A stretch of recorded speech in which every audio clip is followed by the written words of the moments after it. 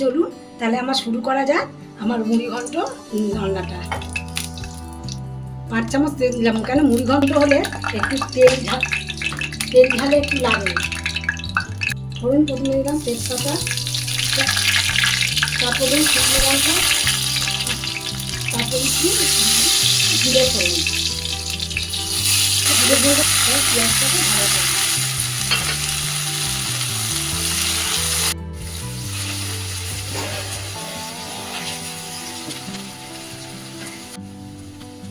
এর সাথে এবারে পেঁয়াজটা ভাজতে হবে। আমি এর সাথে ছোট ছোট করে আলু কেটে নিয়েছিলাম, এই আলুগুলো আমি ভাজতে দিয়ে দিচ্ছি।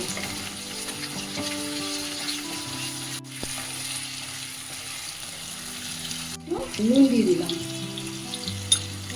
নুনের পরে দিলাম একটু হলুদ গুঁড়ো,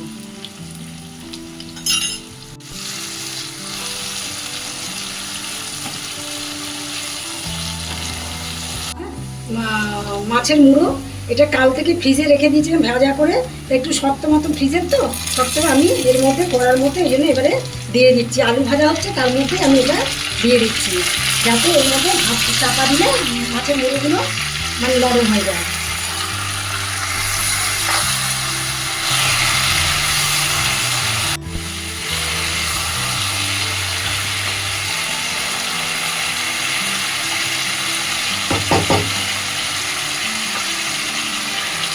ঢাকনাটা খুলে একটু নাড়িয়ে দিচ্ছি।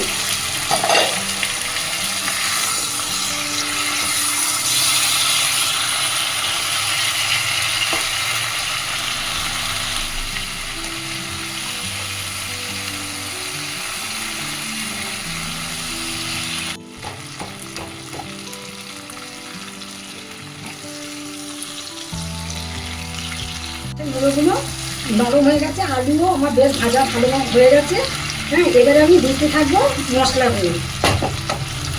এর মধ্যে আমি একসাথেই রসুন আর পেঁয়াজ বেটে রেখে দিয়েছি, এবার আমি রসুন পেঁয়াজটা এর মধ্যে দিয়ে দিচ্ছি।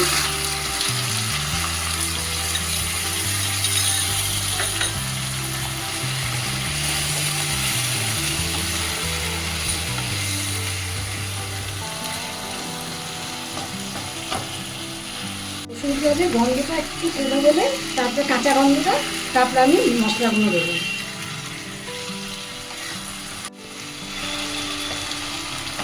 এক চামচের মতো মশলা গুঁড়োটা দিচ্ছি আমি। এর মধ্যে দিচ্ছি আমি আদা বাটা 1 চামচ। এবার আমি দিয়ে দিই ধনে গুঁড়ো 1 চামচ, 1.5 চামচ দিচ্ছি রঙের জন্য 1 চামচ, চিনিটা 1 চামচ। এবার আমি নুনটা দিচ্ছি 1 চামচ, 1.5 চামচ দিলাম।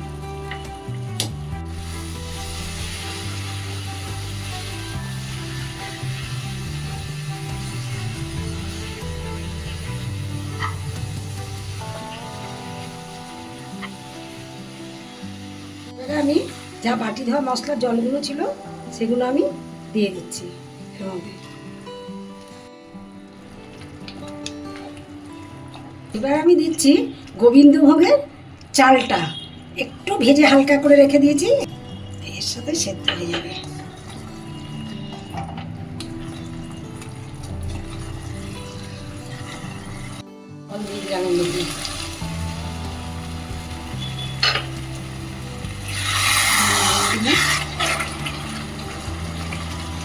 সেদ্ধ হলেই হয়ে যাবে।